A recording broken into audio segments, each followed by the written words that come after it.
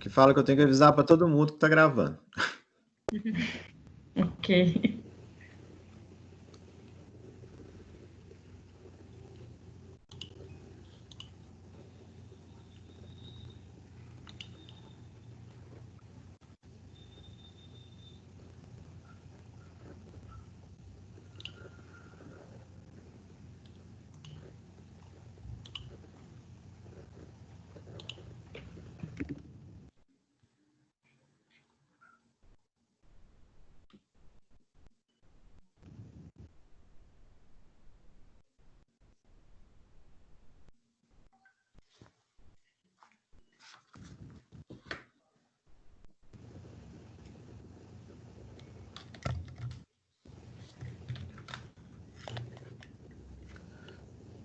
A gente pode dar uns 5 minutos e aí começar. Beleza. Tá entrando ainda, a gente vai aguardando. O pessoal ainda está acostumado, né? E entrando devagar.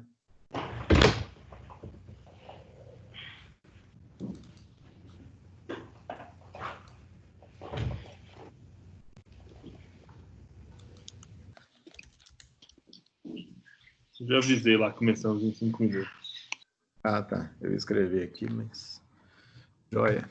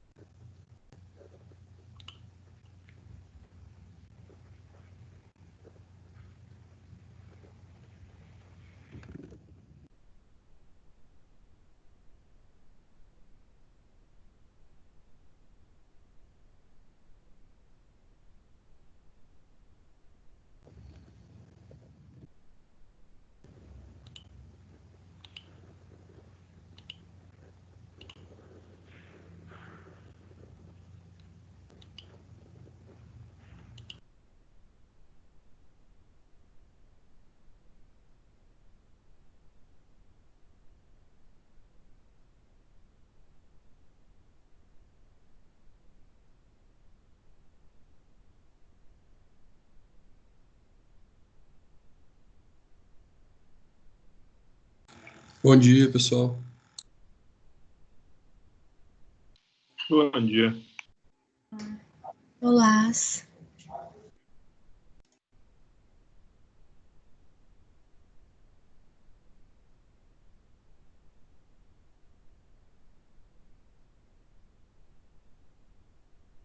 Bom dia.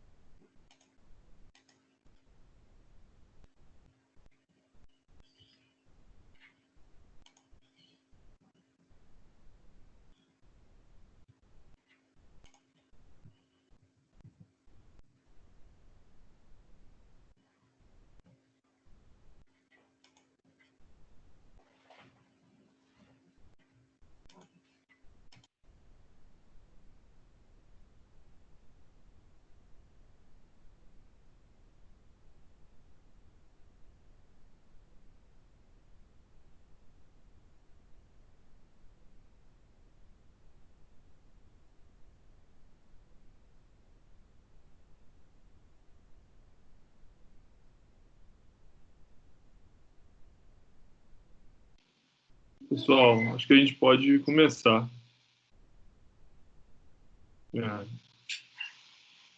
Pode ser? Melina e Carolina. Pode sim. Bom, pessoal, boa tarde. Meu nome é Melina. Eu vou abrir aqui minha câmera para vocês me verem rapidinho.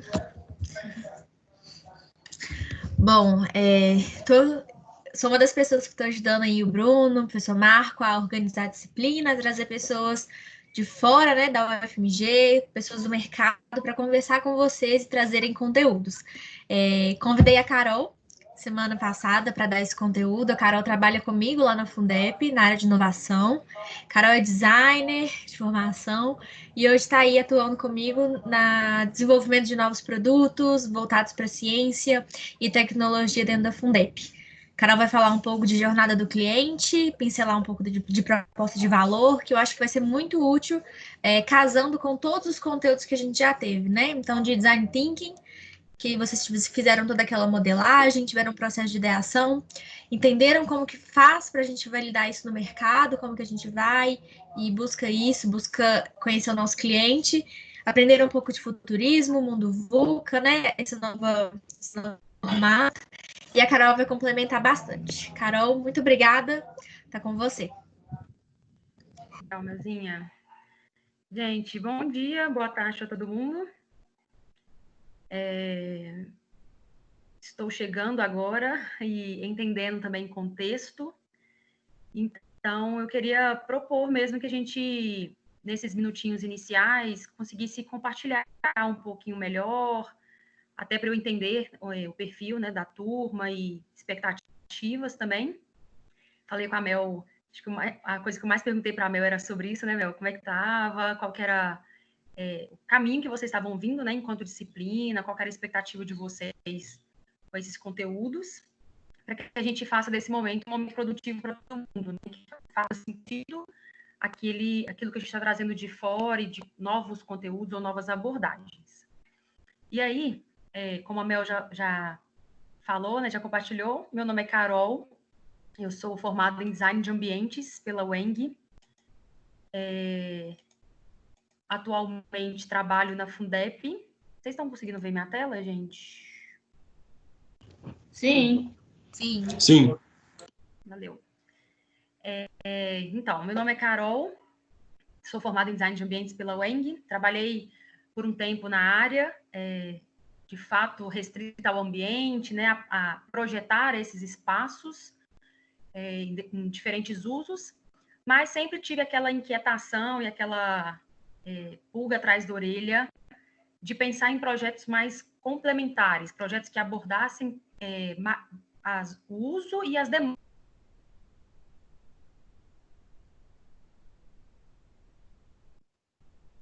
Caiu só para mim? Para mim travou também. Eu não estou escutando mais nada, não. E a tela está no jornada. Vou dar uma olhadinha aqui com ela. Vocês estão me ouvindo agora? Voltou. Sim. Bom, é bom que vocês vão me falando, porque eu falo rápido. E está todo mundo se reajustando para esse modo virtual, tá? Então, vocês podem ir me sinalizando aí. Então, sempre tive essa inquietação em relação a projetos que atendessem, de fato, a demanda do cliente, do usuário, por completo. Então, eu fui saindo um pouco dessa área projetual, simplesmente, né, de espaços e de ambientação, e eu me preocupava muito com o uso daquele espaço, com o fluxo, como que isso interfere ou de forma positiva no que está sendo comercializado ali dentro, ou na experiência em família, como que era esse dia a dia, esse uso pós-projeto, né? Então, eu sempre fui muito para esse lado.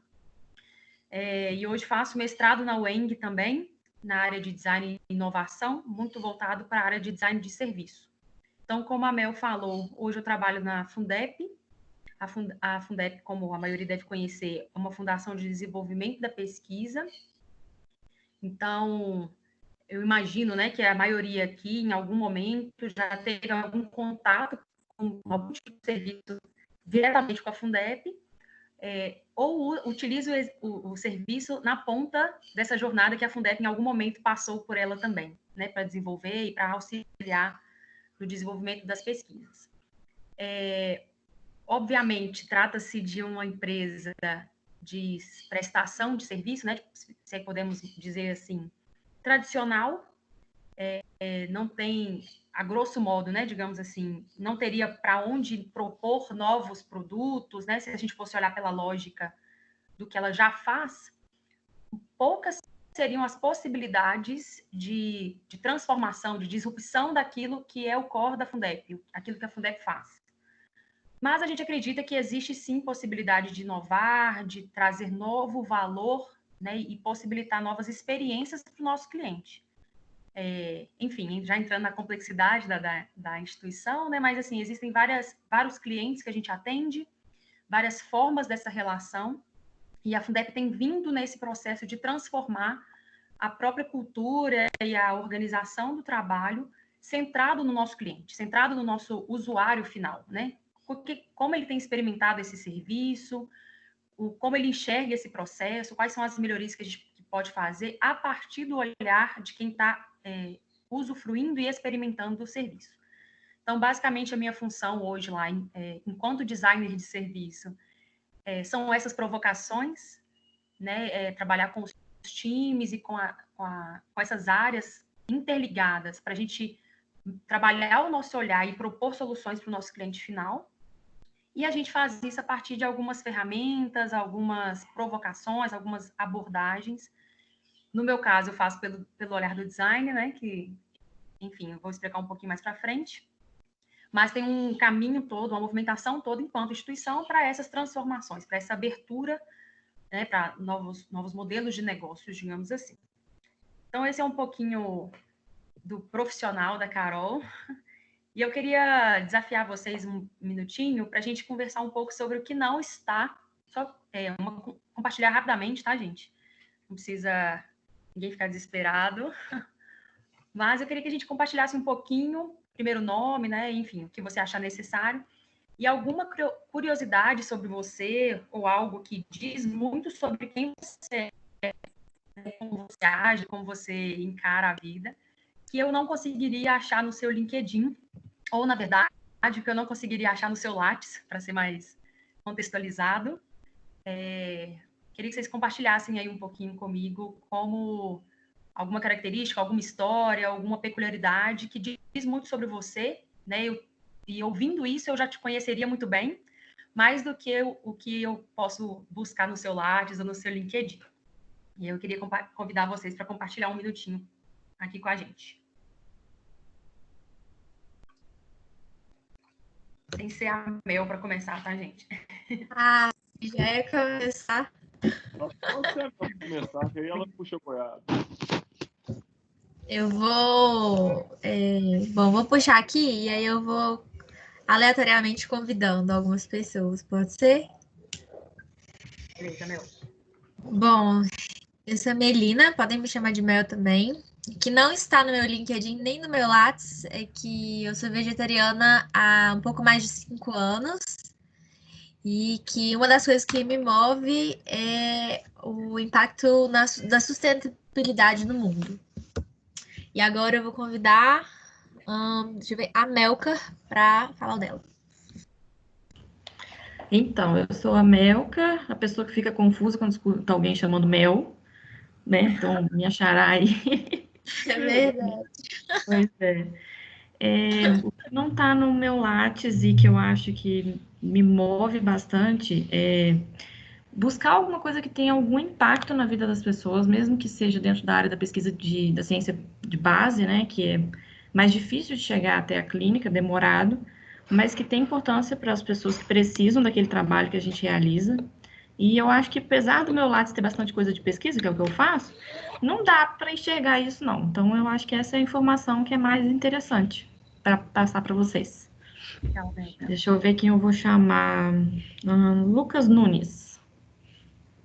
Oi, meu nome é Lucas. Uma pergunta difícil essa, mas eu acho que o que não está no meu Lattes, assim, que é uma coisa que eu gosto muito de fazer, uma coisa que eu tentei buscar muito conhecimento nos últimos anos, eu tenho uma certa afinidade, assim, por finanças, conhecimento de contabilidade, investimentos. E eu acho que isso agrega em outras partes da minha vida, no sentido de, sei lá, tentar buscar bons resultados em tudo aquilo que eu faço. E isso, eu acho que é uma coisa que eu não tenho lá.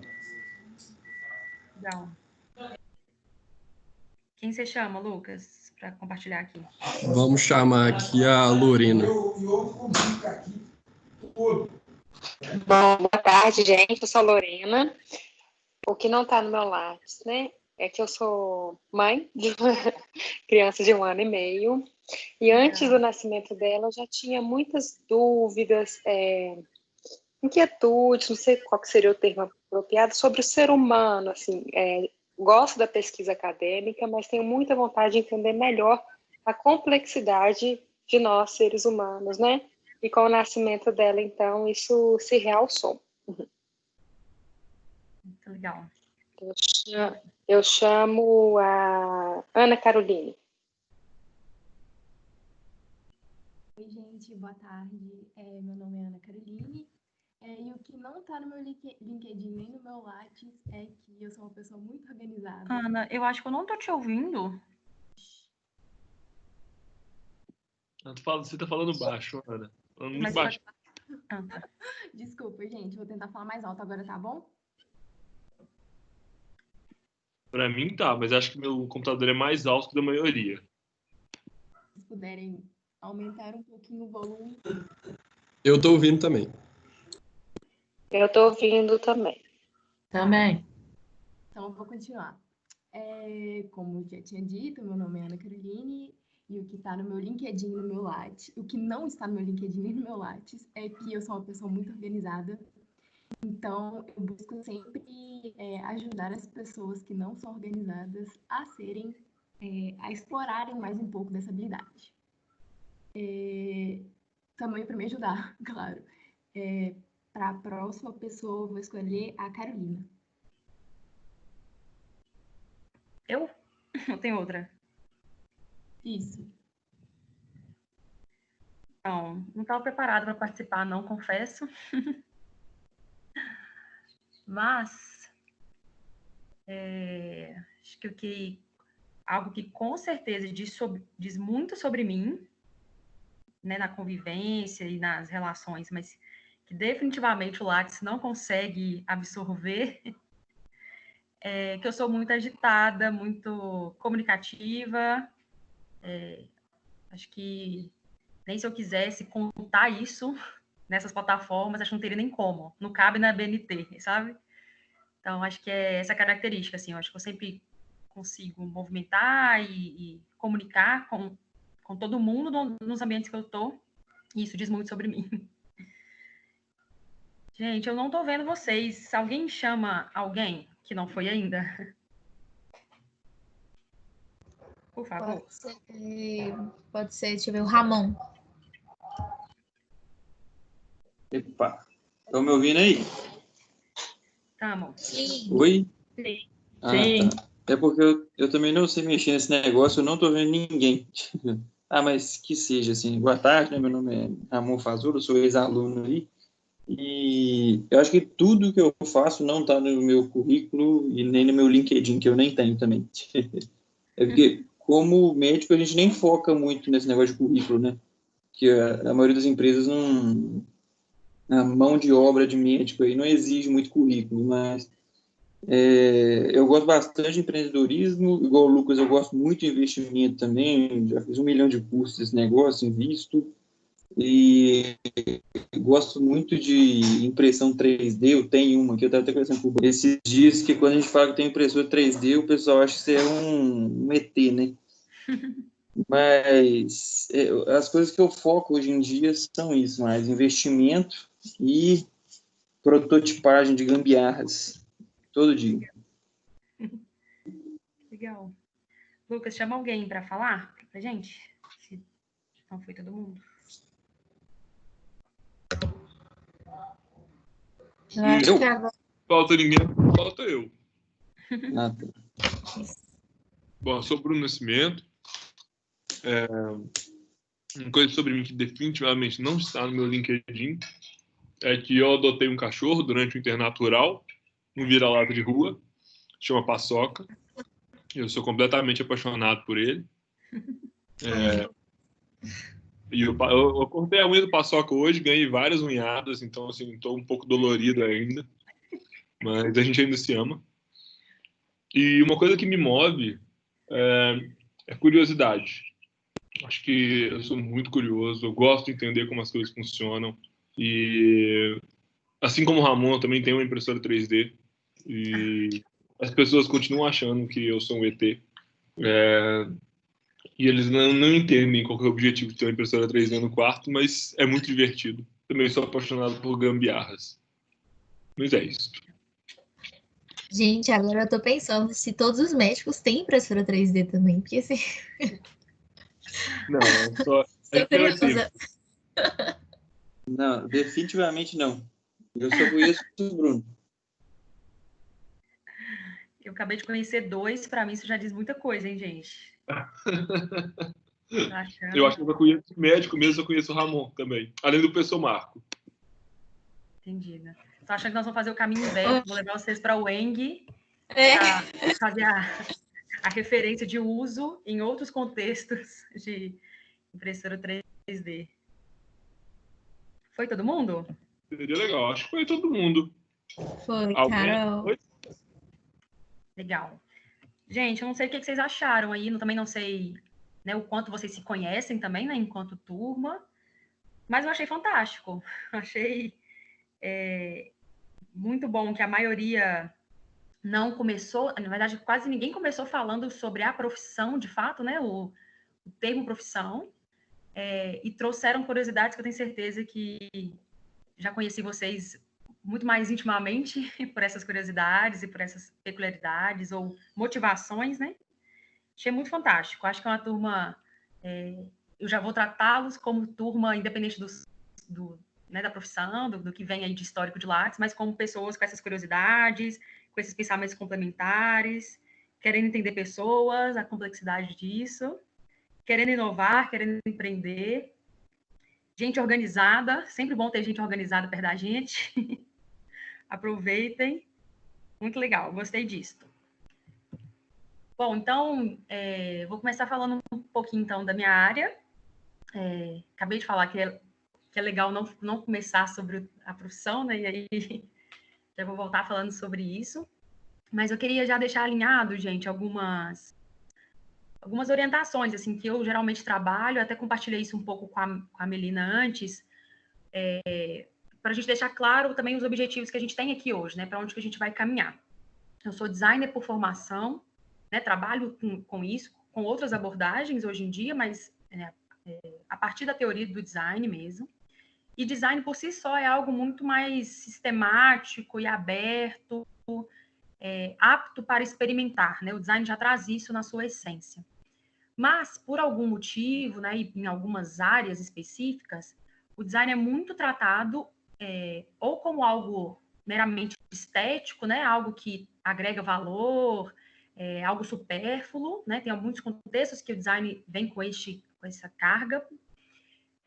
E também, no outro lado, no mundo do empreendedorismo e da inovação, né, nesses contextos de criações novas, o design veio muito também com uma carga de ferramentas, de termos que não fazem sentido na nossa vida, enfim, algumas atribuições que também distanciaram o design da realidade ou de problemas que a gente enfrenta no dia a dia.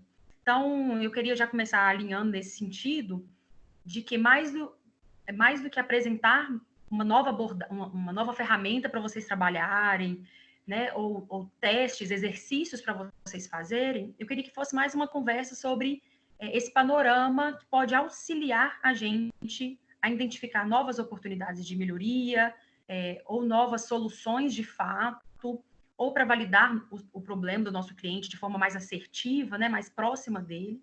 Queria que a gente tivesse esse tempo aqui mais para conversar sobre essas abordagens. E no final eu vou apresentar algumas ferramentas que podem auxiliar quando a gente for testar isso ou pensar no nosso cliente de forma mais aprofundada. Beleza? Não sei se faz muito sentido Não sei se nem essa explicação mais aberta faz muito sentido, né, para vocês, mas eu acho que é mais viável esse caminho, assim. Não, pelo que a Mel me passou, pelo que a Melina me passou, né, vocês já tiveram uma caminhada até aqui, né, de ideação, de formas de validar isso no mercado, enfim. Então, hoje eu queria trazer mais um panorama geral da importância e como a gente pode fazer para entender melhor o nosso cliente. O porquê disso, o que é esse contato mais próximo com o nosso cliente ou com o nosso usuário no geral, o que isso pode surgir de insight para a gente e como que a gente tendo essa lente, né, de cuidado e de sistematizar essa coleta com o nosso usuário, o que isso pode fornecer de solução ou de oportunidade para a gente enquanto pesquisador, enquanto funcionário, enquanto empreendedor, enquanto aluno, como que isso pode ser uma carta na manga para a gente atuar daqui para frente. Mais do que necessariamente um layout que a gente vai preencher aqui todo mundo hoje, né, ou testar e sair daqui com algo encaixotado, né? Queria que a gente saísse aqui com uma lente nova para essas necessidades. Beleza? Vou entender que foi beleza. Beleza. Enfim, então, o design é um pouquinho, então, disso do que eu falei. Diz muito mais sobre uma abordagem, um processo. Essa definição é uma definição que eu gosto muito, né? É embasada na teoria do design, de fato, que é uma maneira de a gente, a partir do olhar para as pessoas, de quem usufrui, né? A partir do olhar para os usuários, a gente consegue, de forma muito colaborativa, construir e experimentar novas propostas junto com ele. Então, essa é uma definição que eu gosto muito do design. Eu entendo que essa aplicação, ela vai para desde o design de ambientes, o design de interiores, até para o design não material, que é esse design pensado para os serviços, para as experiências, que é um pouquinho do que a gente vai falar aqui hoje. E aí, já entrando um pouco dentro de serviço, né, que é a minha atuação hoje lá na Fundep, é a minha linha de pesquisa no mestrado, a gente vem de uma construção em que os serviços são uma pequena parte dos serviços, na verdade, eles são projetados pensando na experiência das pessoas de ponta a ponta. Isso é muito mais recente, né? Eu sei que as áreas têm usufruído disso, obviamente, nesse novo contexto, mas isso é algo recente e a entrada do design para essa discussão também é algo muito recente, né? Para contribuir com esse projeto de experiência e desse serviço para os nossos clientes finais. E a gente entende que para isso acontecer, né, essa experiência tenha bons resultados para o negócio, a gente entende que precisa ter um vínculo muito forte com os consumidores, de uma forma muito empática, né, e a gente vai falar um pouquinho sobre isso. Necessita ter também um entendimento muito forte sobre o negócio, e aí eu acho que, no caso da turma de vocês, né, enquanto a gente está falando de entendimento de negócio, é entendimento da área específica do conhecimento, que vocês têm essa expertise, né? Vocês estão inseridos em áreas específicas, conhecem o contexto daquilo ali, e a gente está trazendo justamente esses outros olhares a partir do que você já tem desse entendimento do seu negócio, né? Ou da sua área de domínio, de pesquisa, de atuação, como que você também pode começar a abraçar o consumidor, o usuário de uma forma empática, as relações que eles têm com a sua atuação, né? Com a sua linha de pesquisa, enfim, em como que essas relações podem ser projetadas, desenhadas para que tenha o melhor resultado possível. E aí um pouquinho também, continuando falando um pouco sobre essa relação de serviço e produto, né? Eu até coloquei já serviço e produto junto. É uma discussão muito ampla, obviamente, né? A gente não conseguiria nem esgotar aqui hoje, mas a gente está partindo dessa relação de serviço e produto como algo muito próximo. Tá? Independente da área de conhecimento que esteja entregando apenas um produto, de fato, a gente já está trabalhando aqui, né, a nossa base de referencial é que, independente se o produto seja material e, no final, tangibilizado, né, em algo físico, tangível, a gente entende que existe uma relação de serviço ali por trás disso. Então, a gente sempre vai trabalhar com essa relação. Então, por melhor que seja o desenho desse processo, né, por mais que, de fato, tenha sido pensado esse serviço, né, pensando já no cliente e tudo, a gente entende que é uma relação de coprodução. Então, independente de como esse processo foi pensado, testado, enfim, praticado por anos, né? A gente sempre ouve isso, assim, mas isso sempre aconteceu, sempre foi assim, por que a gente vai pensar dessa forma? Ou não tem como mudar, porque é algo que já está dado, já está estabelecido. A gente precisa entender que esses serviços são de coprodução. A relação que o usuário tem quando ele usufrui ou quando ele experimenta do que a gente está oferecendo, ele também produz algo nesse serviço, né? Ou no sentido de contribuir, ou também de distorcer aquilo que a gente acha que está muito claro, né? Que é um fluxo muito contínuo. E olhar para essa relação de coprodução com ferramentas e com alguns caminhos possíveis, nos dá uma infinidade de insights ou de melhorias ou de adaptações, e é um pouco disso que eu queria conversar com vocês hoje. E aí, eu queria que a gente só compartilhasse assim, um pouquinho o porquê que a gente está falando, então, dessa relação de serviços, né, de produto, projetar esse tipo de experiência, e o que isso tem a ver com a jornada que o nosso cliente faz em paralelo com o serviço que a gente está prestando. E aí eu queria abrir um pouquinho para a gente compartilhar, se alguém quiser compartilhar, dar algum exemplo, pensado aqui na hora mesmo, tá, gente? Não tem certo ou errado. Contasse algum exemplo de a jornada que você teve em relação à prestação de algum serviço. Pode ser, inclusive, algum serviço que você experimentou durante a quarentena, algo mais recente, ou durante essa semana. Você contasse como que foi o antes e o durante a experimentação dessa prestação de serviço, ou depois. Pode ser em casos, né, triviais, do tipo a prestação de um serviço no supermercado, por exemplo, ou de algo que você teve contato mais próximo com esse prestador, né? Alguém tem algum exemplo aí para contar para a gente? Eu tenho. Eu comprei um pacote de viagem naquele hotel urbano e logo depois eu arrependi porque o valor estava absurdamente baixo e eu tinha certeza que era um golpe. De alguma forma, não sei que forma. E eu tentei cancelar. Eles prometiam cancelamento em não sei quantas horas, mas eu fui conversar com uma prima minha que é advogada e ela falou comigo que a chance de eu não receber meu dinheiro era muito grande. Eu tentei entrar em contato com eles, demorando muito para responder, já tinha outras pessoas com uma semana aguardando o cancelamento. Eu tive que fazer uma notificação extrajudicial. Eu mandei essa notificação para uns 70 e-mails do hotel urbano na manhã de um dia. E no final do dia eu já tinha um e-mail para a advogada, que era minha prima, falando que o dinheiro ia cair no dia seguinte. Então, enfim, uma experiência bem negativa que eu tive. Tive que resolver ela de uma forma bem assustadora e pessoas que pediram cancelamento na mesma época que eu, até hoje não receberam. Já tem mais de... Então, foi bem negativo assim, a minha experiência. Entendido. Legal demais o caso, super comum, infelizmente, mas super comum. Acho que todo mundo consegue lembrar de algum exemplo que já passou por uma situação parecida, né? Especificamente com serviços digitais, assim, que a gente não está ali corpo a corpo para tangibilizar a nossa reclamação. Mas super legal esse exemplo. A gente consegue até desmembrar, assim, qual que foi esse início, qual foi a sua jornada antes de fato, experimentar esse serviço, ou dar a primeira check ali para começar a experimentar, né, tomar essa decisão enquanto serviço.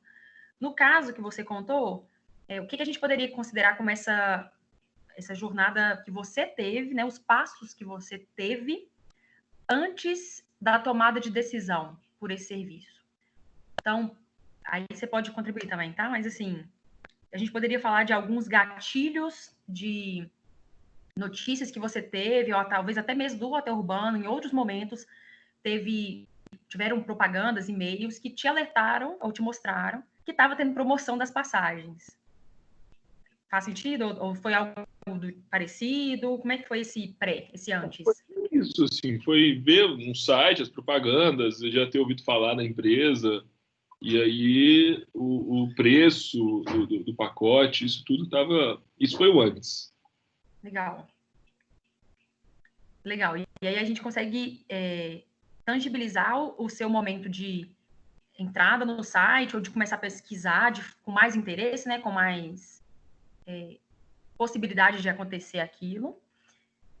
Existe um momento da tomada de decisão, de fato, quando você está ali totalmente envolvido, já se imaginando na viagem.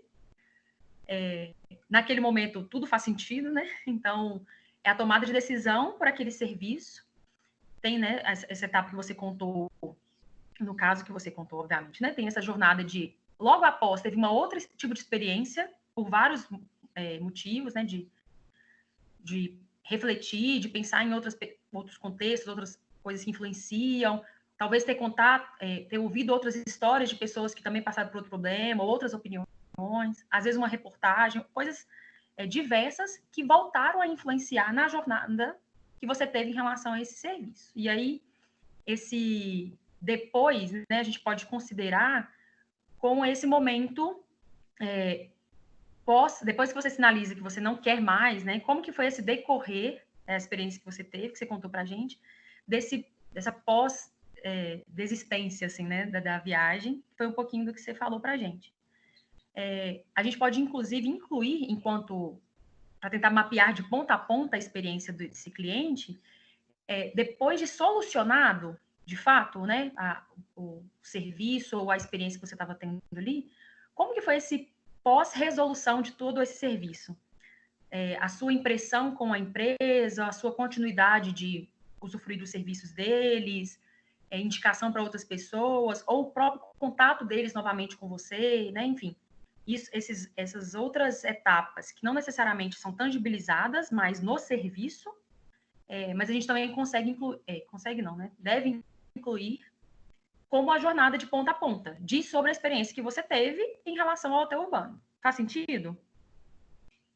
É isso mesmo, isso mesmo. Legal. Então, isso foi um exemplo, tá, gente, que a gente pegou, fomos amarrando aqui com as histórias e vendo o que faz sentido. Mas a ideia era justamente a gente pensar que todos nós temos uma jornada enquanto cliente ou enquanto usuário a todo momento e de diferentes serviços ou de acesso a algum produto. Embora possa parecer um exercício muito simples ou talvez trivial, a sistemática disso e a entrada nos detalhes dessa reflexão, da jornada desse cliente, a gente acredita muito no potencial disso, né? E é isso que a gente queria conversar aqui hoje. Como que esse contar dessa história e separá-los em etapas, tangibilizando sempre o que foi a experiência que o cliente teve e qual foi a etapa do serviço que ele está usufruindo, o que foi aquele ponto de contato entre um e outro. Quanto mais detalhe, quanto mais a gente aprofunda nessa relação, mais insights e mais percepções surgem desse contexto. Então, como falei, né, agora há pouco, a gente acredita muito no potencial desse olhar, assim, dessa lente para a jornada do cliente. O que, às vezes, pode surgir como algum pensamento, né, alguma indagação aí na mente, mas isso é fácil contar essa história, né? Todo mundo poderia contar isto, é muito simples, mas a gente, com uma sistemática e com esse olhar um pouco mais lapidado para esse detalhe, o que é interessante da gente olhar de fato nessa relação, a gente consegue validar diferentes coisas dentro dessa ferramenta ou dentro dessa abordagem. Então, um pouquinho do que a gente já falou, né, sobre o valor de entender o nosso cliente. Aqui eu estou usando o termo cliente, gente, eu acho que já fiz isso ao longo do tempo aqui, tanto como cliente como usuário.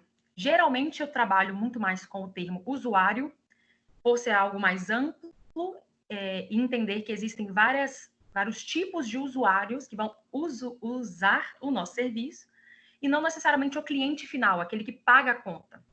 Nesse momento aqui, a gente vai recortar enquanto cliente, quem de fato está ali usufruindo e pagando a conta, mas no geral a gente pode utilizar esse tipo de ferramenta para todo mundo que interage. Então, se a gente está usando pensando na jornada do usuário em relação ao hotel urbano, a gente poderia mapear, por exemplo, qual foi a experiência que essa advogada externa teve em relação a esse serviço. Ela teve contato com esse serviço. Quais foram as impressões dela? Quais foram as dificuldades?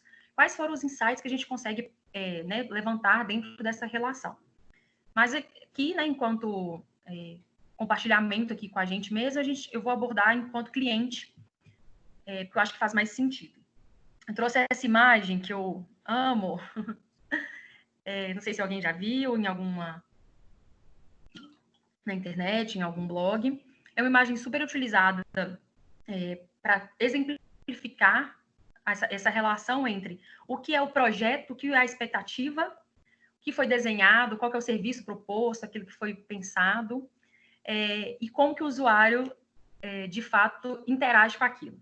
Acho que todo mundo aqui já teve alguma experiência desse tipo, dessa imagem, ou no sentido de ficar indignado com a pessoa que passa do lado de lá, ou no sentido de pensar, gente, por que faz tanta volta? Por que acontece dessa forma? Por que usa esse tipo de piso?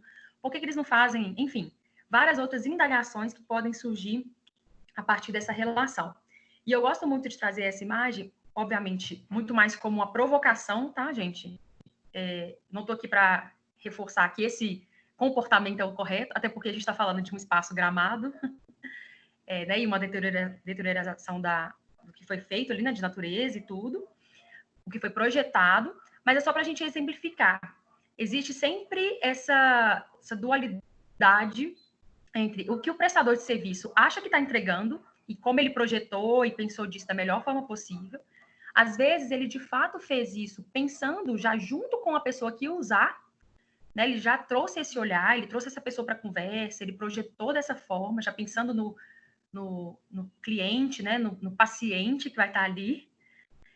Mas, muitas das vezes, o usuário pode estar entendendo dessa forma, de outra forma, né? Ou usufruindo de outras formas. A gente poderia dar vários exemplos, tanto de serviço, que nós, enquanto usuários, utilizamos por outro caminho, porque, às vezes, a gente não tem clareza do fluxo do serviço convencional. Poderia dar exemplo de serviço de banco, serviços complexos, assim, que a gente não tem essa clareza, o processo não é fluido para quem está usufruindo. Enfim, acesso a aeroporto, né, para quem utiliza aeroporto e já é acostumado, aquilo flui, né? Aquilo acontece, você segue o caminho tranquilamente. Mas a primeira vez que a gente vai no aeroporto, dependendo da idade que a pessoa vai, dependendo da relação que ela tem ali, né, da experiência, se ela está aflita, se ela se sente tranquila, né, nos procedimentos, aquilo pode ser um caos de experiência para esse usuário.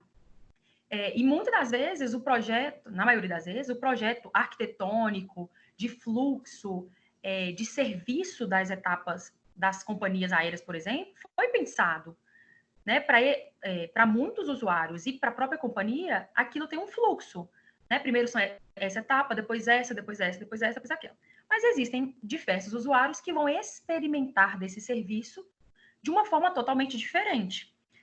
Às vezes nem vai ver essa fluidez do serviço, ou vai oscilar entre as etapas. Então, era essa provocação que eu queria trazer para vocês aqui nesse sentido.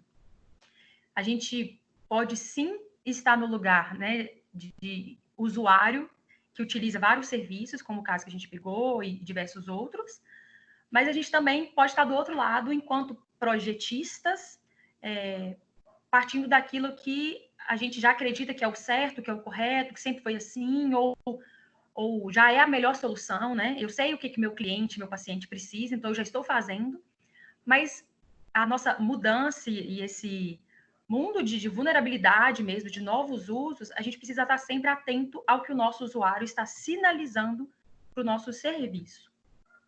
Então, dentro disso que a gente está falando sobre a importância de sempre mapear essa jornada desse cliente para investigar como que está essa relação dele com o nosso serviço, sempre diz sobre quem a gente quer investigar, quem são essas pessoas, qual que é o recorte que a gente está fazendo dentro do nosso público, dentro dos nossos usuários, qual que é esse recorte, quem exatamente a gente quer ver ali, quem a gente quer investigar, e, em paralelo, o que a gente quer investigar dentro dessa pessoa, a partir desse perfil, né, de usuário. Se vocês tiverem alguma dúvida, gente, alguma questão, enfim, alguma contribuição, até para que o conteúdo faça mais sentido para vocês, por favor, me falem, tá? Tá super aberto.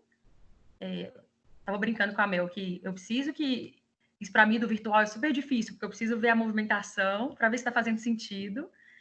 E porque senão eu vou falando e aí eu não acredito em conteúdo que não seja adaptado à realidade de vocês, tá? Então, por favor, sinalizem ou dúvida ou algum exemplo que a gente poderia testar aqui para ver se faz sentido, tá?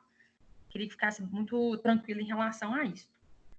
Bom, então, a gente sempre trabalha por esses dois pilares, assim. Quem a gente quer investigar e o que eu quero investigar. Por que esses recortes? Por quê? A gente acredita, né? Eu fico imaginando, me colocando na situação de vocês, tendo contato com todos esses temas, todas essas abordagens, né? De empreender, de inovar, de modelagem de novos produtos e serviços. A gente sempre pensa assim, mas como que eu vou desenhar o caminho do meu cliente como um todo? Quem que é esse cliente, né? Como que eu tenho acesso a ele? Como que eu recorto? Ou eu peço um serviço que pode atingir o Brasil todo, o mundo todo? Como que eu trago isso mais tangibilizado, com mais características, para eu, de fato, ser assertivo nessa investigação? Então, como eu falei, né, a gente sempre trabalha a partir desses recortes, tanto no quem e quanto no que eu quero. Quanto mais lapidado esse recorte, mais assertivo e mais detalhes a gente consegue tangibilizar, né, enquanto jornada. Isso é um pouquinho do que eu já queimei a largada falando em relação ao cliente e aos usuários. Então, só para deixar ainda mais claro, os usuários são as pessoas ou as organizações que utilizam um determinado tipo de serviço e podem ser classificados segundo a área de interesse.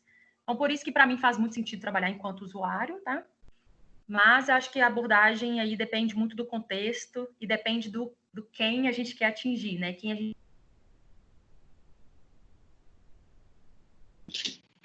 Caiu de novo.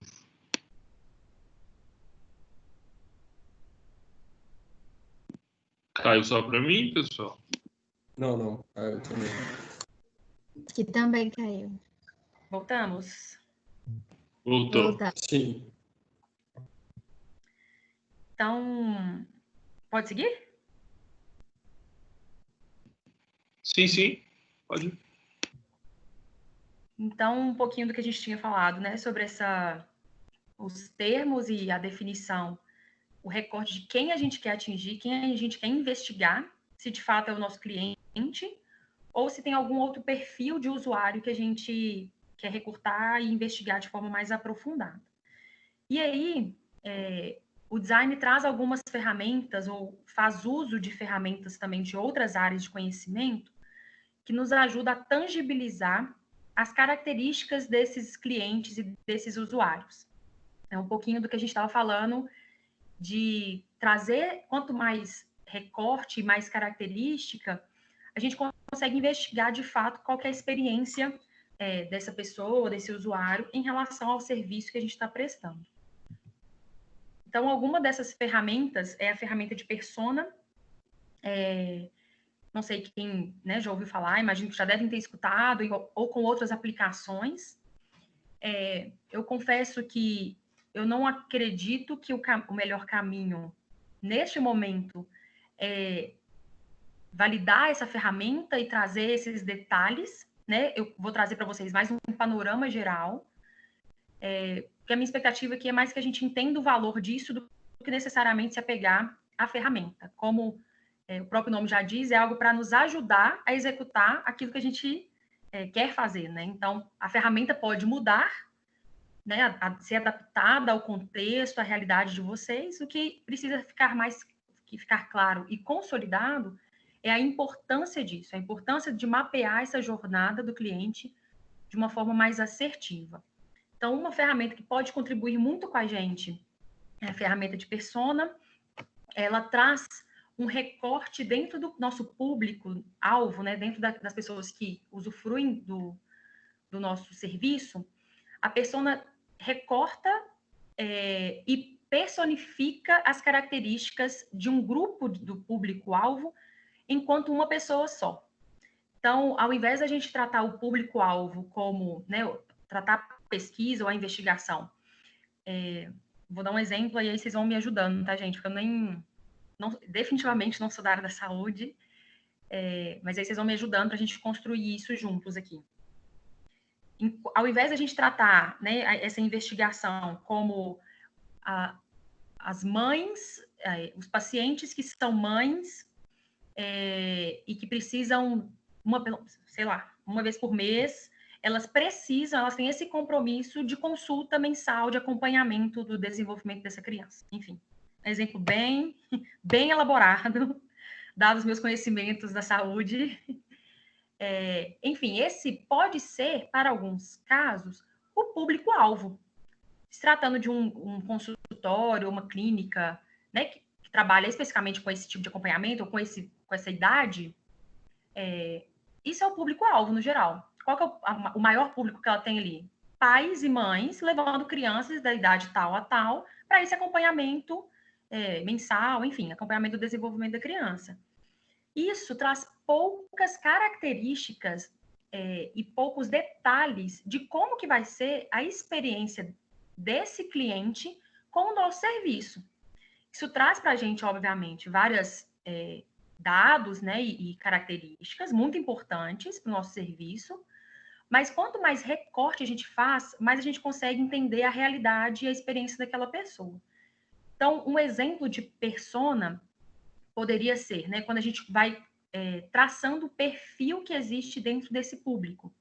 Então, eu consigo ver dentro do meu cadastro ou da experiência que eu tenho de atendimento, enfim, nem sei como funciona na realidade de vocês, mas quais são os padrões que eu consigo perceber de perfil, de característica, de interesse dessas pessoas, desses meus clientes, que eu consigo agrupar em perfil específico.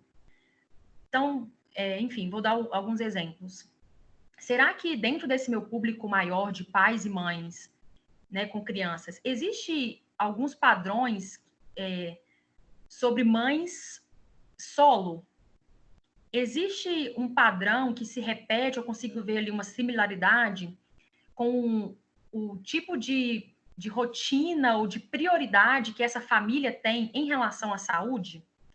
Será que eu consigo investigar e trazer mais no detalhe, além da priorização da saúde, como que é feito essa aplicação do que é passado ali enquanto procedimento médico, né, descrição médica, como que eles utilizam disso no dia a dia, para além da consulta? Eu consigo investigar como que é esse comportamento pós-consulta, pós-acompanhamento? Será que isso me traz algum tipo de perfil? Estou falando exemplos, gente, assim, não sei se faz o menor sentido. Vocês vão me ajudando aí. Mas quanto mais detalhe de perfil e de características, mais assertivo a gente vai ter essa desenho de persona, né? Então, geralmente, essa ferramenta a gente traz com uma descrição como uma pessoa mesmo, com um nome, com uma idade, com a quantidade de filhos, no caso do que a gente está falando, o que essa pessoa gosta de fazer, o que essa família gosta de fazer nos horários livres, qual que é a rotina deles, qual que é a prioridade, o que eles ouvem, o que eles consomem, como que eles interagem nas relações, como que é o tipo de trabalho dessa família. Quanto mais características pessoais a gente traz para esse grupo de cliente, mais a gente consegue investigar a relação dele com o nosso serviço. Então, esse aqui é um pouquinho também de ferramenta, tá, gente? Como falei, a ferramenta pode mudar, a ferramenta pode ser adaptada. É um caminho que, na hora de exercitar, nos ajuda. Então, quais são esses padrões, características pessoais que a gente pode trazer para esse grupo maior de padrões que a gente está unindo e sistematizando? Então, o que eles ouvem, o que eles sentem, quais são as maiores necessidades desse pessoal, né, que a gente está investigando, o que eles pensam, o que eles sentem. Quanto mais detalhes, né, nesse sentido, mais interessante para a gente. Então, a partir disso, né, então a gente conseguiu tangibilizar, conseguiu chegar a essas características, e aí é legal falar que essa ferramenta vai mitigar o erro ou o viés que a gente tem de projetar para uma pessoa específica ou para um tipo muito específico de cliente. O exemplo que a gente deu lá no início, né, do hotel urbano, foi a experiência de um consumidor nesse tipo de serviço, dentre vários que o hotel urbano oferece, e nesse espaço de tempo. Então, essas características, né, essa junção de várias características, influenciaram na experiência que ele teve.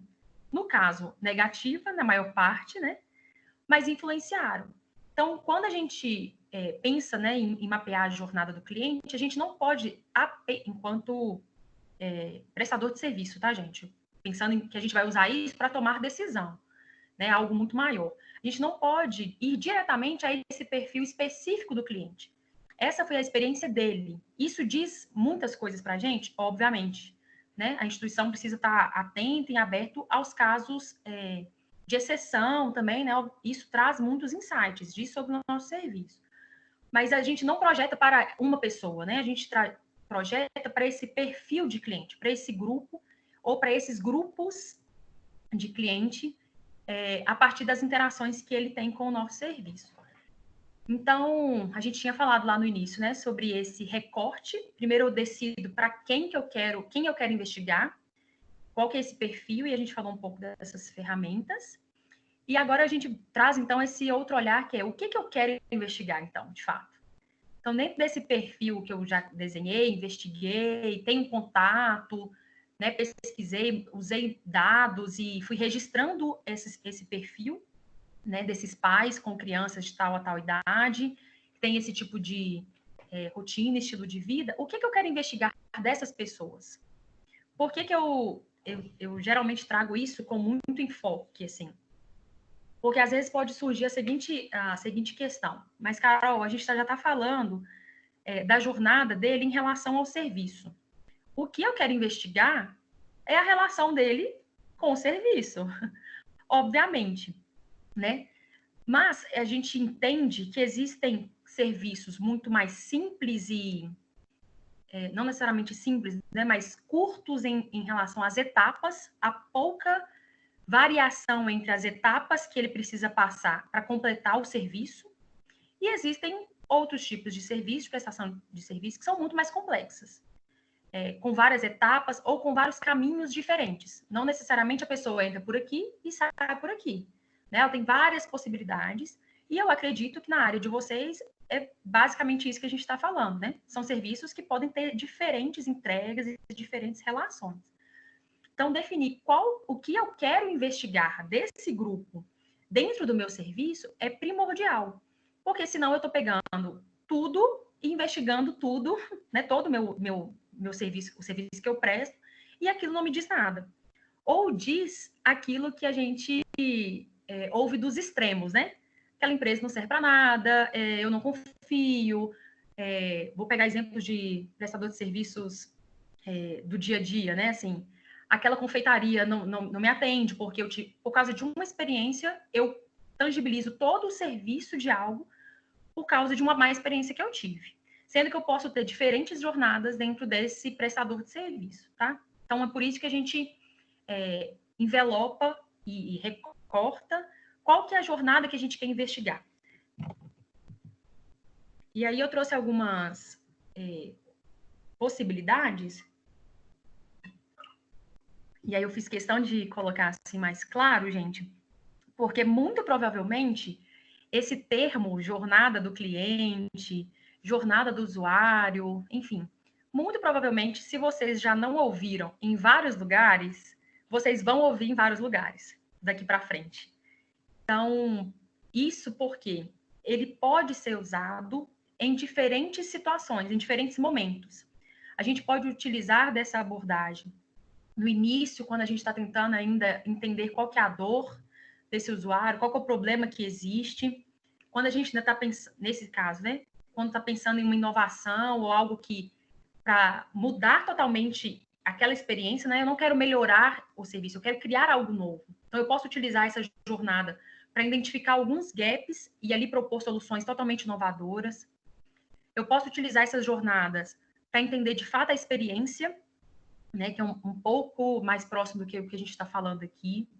Eu posso usar essa jornada do cliente em relação para investigar qual que é o uso que as pessoas têm dado para o meu serviço, que entra um pouquinho lá naquela imagem que a gente trouxe, né, do como que eu projeto para um lado e a pessoa utiliza para o outro, como que um pouquinho do que essa jornada pode trazer para a gente em relação a oportunidades de novas ações, novos produtos, né? Às vezes a gente identifica algo que não diz sobre melhoria exatamente no processo, mas de algo totalmente novo, uma oportunidade de mercado que a gente não estava investigando, não estava entendendo ainda, e através desse olhar das etapas a gente consegue ter um olhar mais apurado. E aí eu trago um pouquinho de alguns pilares assim do design para mapear essa jornada. Como falei, são pilares e são conceitos assim que a gente traz quando está executando, e eu acredito que isso pode auxiliar um pouquinho né, no entendimento de vocês.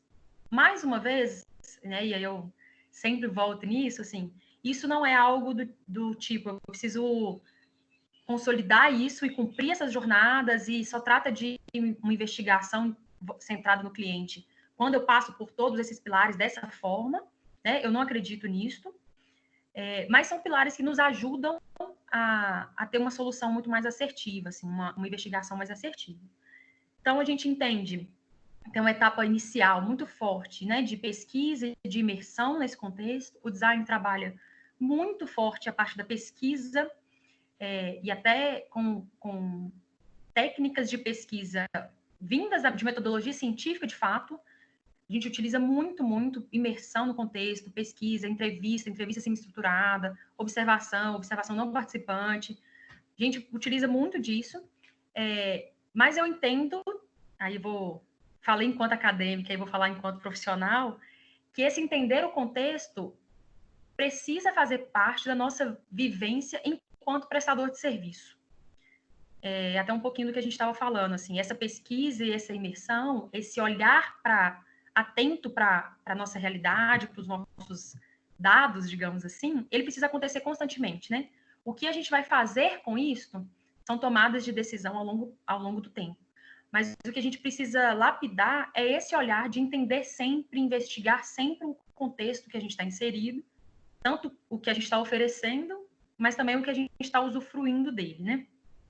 E aí tem um outro olhar também em relação à empatia com o cliente. Isso é algo muito forte no design, o fator empatia, que a gente costuma falar. Não se trata de uma palavra da moda, aliás, trata-se de uma palavra que virou da moda, mas que tem um significado, um conceito muito forte, muito presente enquanto ferramenta do design para a gente.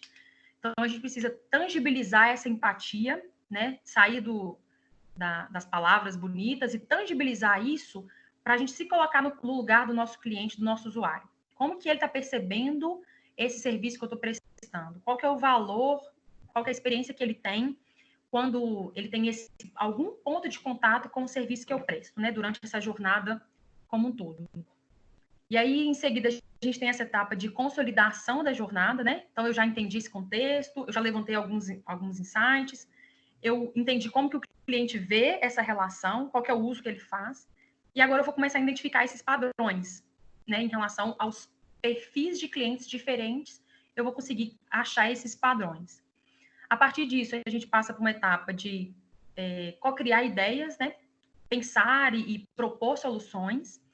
É até interessante falar, né, eu acabei não falando no início, que todas essas metodologias do design, a gente não trabalha e não vai pensar em solução desde o início, né?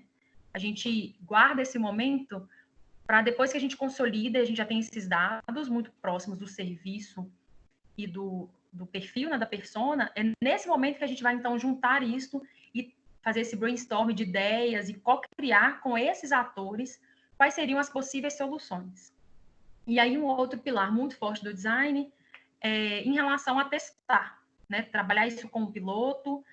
Eu imagino que no decorrer da disciplina, a Melina e o Bruno devem trazer conteúdos mais específicos sobre isso, né? Como testar de forma mais barata e fácil e rápida, para a gente aprender rápido e implementar isso de forma mais assertiva. E aí, gente, a gente já está caminhando para o final. Eu trouxe só um exemplo que a gente usa muito lá no programa Lemonade, que é o programa onde eu e a Melzinha trabalhamos lá junto com a Fundep. É uma entrega da Fundep também para o nosso cliente, né? Um novo produto para o nosso cliente. E aí é um exemplo do que a gente sempre gosta de dar, né, Mel? Porque mostra muito de um serviço que todo mundo em algum momento utilizou. Alguns, a depender da idade, utilizou mais a jornada antiga do cliente e depois começou a usar a jornada atual, né, proposta. Mas é um exemplo super legal para a gente tangibilizar o valor que essas ferramentas podem trazer para a gente. Então, o exemplo de jornada que a gente trouxe era em relação ao acesso, né, ao deslocamento por meio de táxi. A forma mais tradicional e comum que a gente tinha até o momento. Não sei se... Não foi. Como que era essa jornada do cliente? Então, se tratando de ferramenta, geralmente a gente utiliza esse tipo de desenho, de esboço, tá? No campo central, a gente vai falar sobre quais são as ações de fato do cliente, o que ele precisa fazer. Foi um pouquinho do que a gente começou a conversar lá no exemplo do hotel urbano, né? O que ele precisou fazer, quais são as ações que ele faz. Então, isso a gente vai desenhar. E, em seguida, a gente vai conectando com os pontos de contato que ele tem com o serviço. Qual que é o momento que a entrega de serviço e a ação do cliente, elas se tocam? A gente entende, obviamente, que antes de tocar ou depois de tocar, existem ações da empresa, da instituição ali por trás, possibilitando que esse serviço aconteça, e existem outras ações do cliente antes, né, de fato ter acesso, né, ter contato direto com o serviço. Então, o exemplo que a gente traz aqui de aplicação de jornada do cliente era quais eram as etapas que esse cliente tinha para ter acesso ao táxi e a se deslocar. Então, ele tinha que telefonar para a central. Ele tinha... a gente poderia acrescentar várias coisas aqui, né, gente? Acho que cada um poderia ter um exemplo de uma jornada totalmente diferente, mas em relação a esse serviço, né? Ele tinha que, em muitos momentos, pedir indicação de alguém para algum táxi específico que alguém já conhece, algum telefone. Sempre tinha uma ação muito forte, intensa, antes desse momento de fato, ter acesso ao contato com o taxista, né, a pessoa que iria te buscar. E aí, é até legal a gente falar que, geralmente, na ferramenta de jornada, a gente também já consegue ir mapeando as emoções, os sentimentos em relação à experiência do cliente em cada uma dessas etapas. Isso é muito interessante, porque também já traz uma outra informação para a gente, junto com esse mapeamento. Então, a gente, né, o exemplo que a gente traz era uma ação fácil, confortável, mas que trazia uma incerteza muito grande. Sempre, na maioria das vezes, na verdade, sempre tinha aquela incerteza se ia chegar ou não ia. Você ligou, combinou, né, falou que estava tudo certo, você ficava ali esperando para ver se aquilo ia tangibilizar, de fato, se ia ser cumprida aquela etapa. E aí, durante o percurso, então, né, deu tudo certo, chegou, a gente entrou, tinha uma etapa, né, algumas ações de aguardar, né, o táxi chegar, embarcar, informar o endereço, contar com o conhecimento do taxista do trajeto, torcer para dar certo, torcer para ele saber para onde ele está indo, né, conhecer o destino, aguardar todo esse trajeto e, no final, a gente, então, realizava o pagamento. Então, tem alguns sentimentos de ansiedade da espera, aliviado por ter chegado, por ter achado, né, ter dado certo a chegada do táxi, e atividade normal durante o deslocamento. E aí, no final, tinha essa definição, então, de como seria essa forma de pagamento. E a ação final era o desembarque e o alívio por ter chegado. Uma coisa que a gente gosta muito de já trabalhar junto é já ir acrescentando, quando a gente está fazendo essas sessões em grupo, né, de cocriação maior, a gente já acrescenta nessa ferramenta quais são as oportunidades que na hora a gente já consegue pensar. Alguns insights que surgem, a gente já deixa registrado. E aí, no exemplo que a gente trouxe, algumas oportunidades que surgem são pensar em uma forma mais rápida e intuitiva de encontrar esse táxi, algo que traga mais certeza de que aquilo vai de fato acontecer, conectar com o táxi mais próximo, às vezes o tempo de deslocamento era totalmente inviável até a sua casa, disponibilizar diversas formas de pagamento. Então, acho que a maioria aí deve lembrar o caos que era e o risco também que era, né, em relação à forma de pagamento quando você chegava no destino final.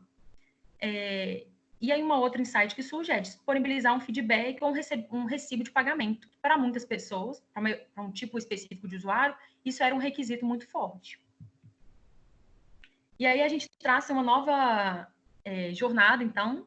Isso é um exemplo, tá, gente? Isso é muito mais didático, tem muito mais detalhe atrás dessa jornada, que as ações, então, desse novo formato, né? A partir do que a gente mapeia aqui, essa jornada, nesse caso, foi usada para apresentar novas oportunidades de serviço.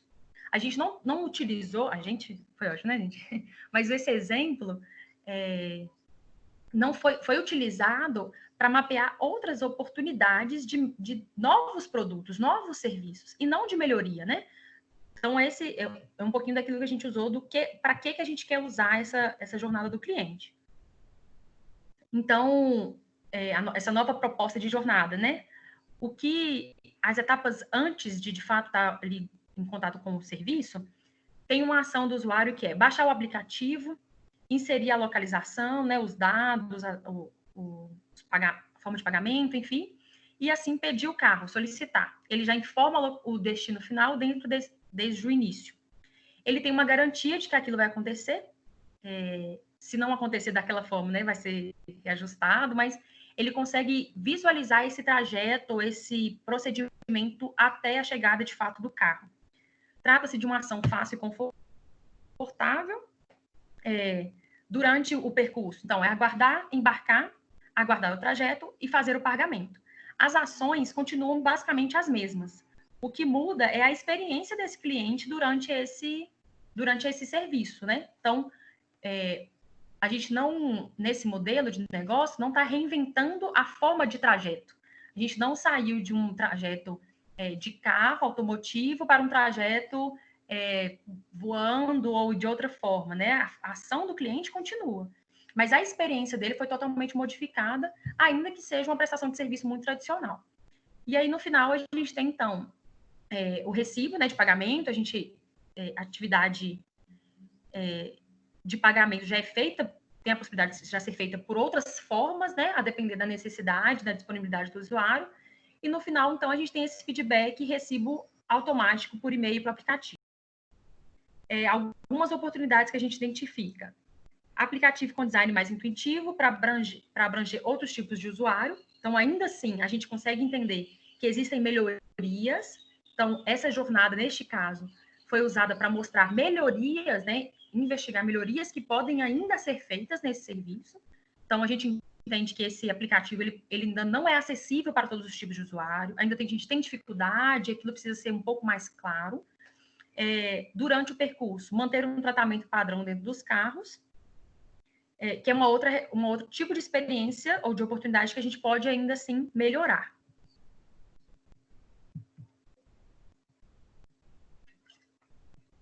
E aí, gente, eu trouxe uns outros exemplos de jornada, mas eu não sei se faz sentido para a gente compartilhar, não sei como é que está em tempo, e aí, como é que está o pessoal. Vamos ver uma jornada voltada para a área da saúde. Eu vi que você tem do hospital, pronto-socorro, acho que seria interessante. Legal. Eu trouxe esse exemplo, Bruno, e aí já me coloco no meu lugar de direito, assim. Eu não conheço o exemplo, né? Eu fui em busca disso, então a gente pode investigar juntos aqui para ver também o que faz sentido, tá? Não é algo dado, é algo posto. Então, o exemplo que eu encontrei e fui estudar era em relação a essa jornada do paciente em relação ao pronto-socorro, tá? Então, eles mapeiam da mesma forma que a gente apresentou. O que vem antes, quais são as ações e a experiência dele antes, pré-hospital, e o que vem pós-hospital.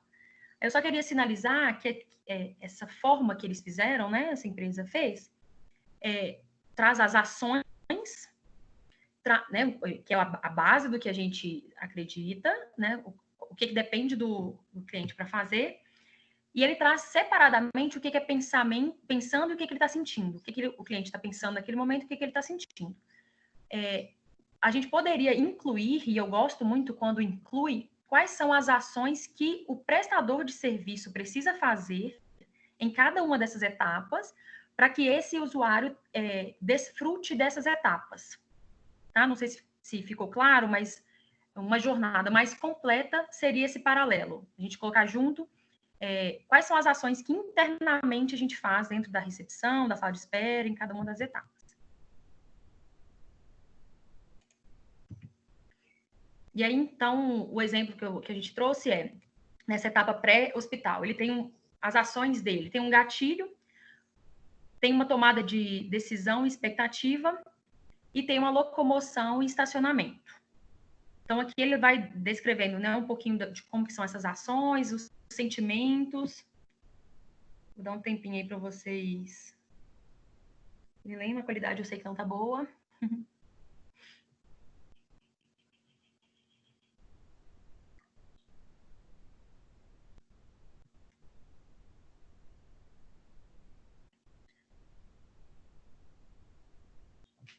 É legal que eles vão mapeando junto, né? Esse exemplo já traz mapeado qual que é esse tempo também o tempo gasto durante essas ações em relação a essa etapa pré-hospital.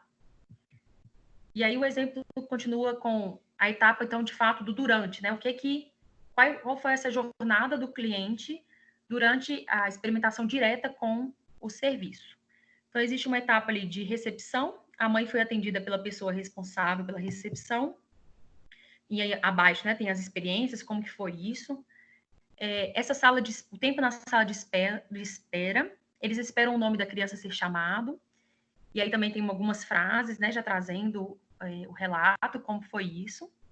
O momento de triagem, o enfermeiro analisa o paciente para entender a situação e mãe e filho são convidados a aguardar na sala de espera novamente. Após um tempo, o enfermeiro chama o nome da criança novamente e eles são convidados a irem ao setor da pediatria. E aí também o registro disso. Tem um segundo momento da sala de espera. Mãe e filho precisam esperar novamente o nome da criança ser chamado para ser atendido por um médico. E em seguida, na sala de atendimento, uma médica chega, analisa o ferimento da criança, ela encaminha mãe e filho para outra sala, onde será feito o curativo. Eu acho legal o exemplo, não sei se necessariamente as etapas fazem tanto sentido, né, para vocês, mas que existem os relatos específicos de cada uma dessas etapas. Isso, muito provavelmente, foi feito a partir de pesquisa mais aprofundada, não foi muito desse geral, né? Foi feito, de fato, com proximidade com esse usuário. E aí, então, em relação a essa etapa pós, existe uma nova sala de atendimento, mãe e filho esperam mais meia hora para que o curativo seja feito, o filho reclama de dor, uma nova enfermeira aparece para dar os pontos e fazer o curativo com pressa. Nenhuma recomendação sobre cuidados com curativo é feita. E aí, em seguida, mãe leva o filho com pressa até o seu carro, mais alguns minutos até chegar ao estacionamento. E aí, esse relato, então, das experiências e das jornadas. Obviamente, né, gente? É um exemplo, e aí, como tudo que a gente falou até aqui, cabe a essa aplicação no contexto de vocês. Eu só reforço o pensamento que está por trás disso, né? Mapear e trazer no detalhe quem e o que a gente quer investigar. Nesse caso, foi uma jornada de ponta a ponta de uma experiência no pronto-socorro. A gente poderia recortar em relação só ao atendimento, como que é essa jornada do cliente em relação ao atendimento. A gente poderia recortar da forma que fosse mais estratégico para a gente. E eu só acrescentaria em relação ao paralelo com o que é feito nos bastidores, o que é preciso ser feito internamente para que cada uma dessas etapas aconteça. E aí, dessa forma, a gente consegue levantar algumas possíveis etapas que podem estar ou sobrepondo internamente, não precisariam acontecer, ou a falta de alguma etapa que a gente vai precisar incluir internamente para que esse serviço seja mais fluido. Beleza? Acho que era isso, gente. Acho não, era isso que eu queria compartilhar.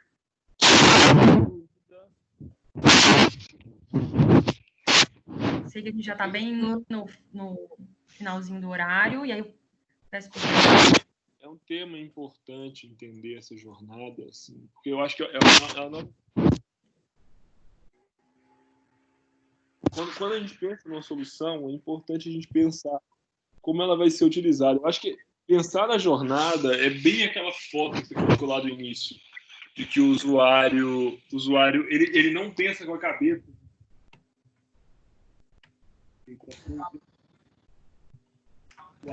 Bruno, sua voz está falhando um pouco. Ela vem e volta, vem e volta. Ficar mais perto do modem, então. Melhorou? Uhum. Eu acho que é bem aquela imagem que você colocou lá no início, a importância de você pensar na jornada do usuário, porque ele não segue o caminho a trilha que você imaginou para ele. Ele vai seguir a trilha que é conveniente para ele, é a trilha que resolve a dor dele de forma mais rápida, de forma mais efetiva. E tentar elaborar estratégias para poder prever esse tipo de atalho que o usuário pega dentro da sua solução, ela é fundamental. É fundamental para que a solução funcione, ela é fundamental para que você tenha sucesso nas suas ideias, na execução das suas ideias. E eu acho que hoje não dá para você pensar mais, não dá para você entregar um produto. É o design thinking, né? Você não pode entregar um produto sem testar ele dentro do mercado, porque não faz mais sentido você apresentar uma solução pronta e falar assim, usem. Né? Você tem que entender esse mercado, tem que entender seu cliente, tem que entender as dores dele, tem que entender o que ele usa, o que ele não usa, por que ele usa. E eu acho que, por isso que eu acho muito importante entender essa jornada do cliente. Espero que vocês tenham pegado mais, assim, é um tema um pouco mais teórico, assim, acho que tem mais ferramentas, que a gente vai começar a aprofundar mais nessas ferramentas que vocês podem utilizar para executar. Tá? Isso a Carol iniciou mais essa parte teórica muito bem. Muito obrigado, Carol. As ordens. Só mais alguma pergunta, algum comentário?